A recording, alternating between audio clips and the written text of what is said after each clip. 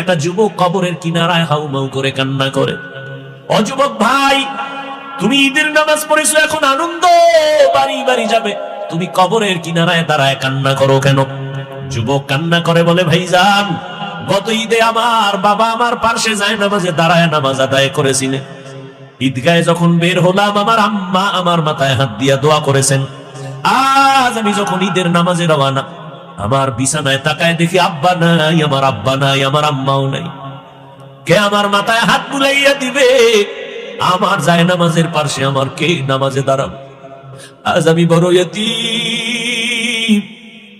আজকে অনেকে আব্বা আম্মা নিয়া কত ঈদের আনন্দ করে, নাস্তা করে, আমার আব্বা নাই, আমার আম্মা নাই, আমি আজ এতিমের মতো একা। আমার মাথায় হাত বুলাইয়া একটু দোয়া করো, বেশি আম্মা দুনিয়ায় নাই, আমার বাবা আমার মাথায় ছায়া দিয়ে রাখবে, সে বাবাও নাই, আমি বড় ইতিম। আমার পাশের মানুষ যখন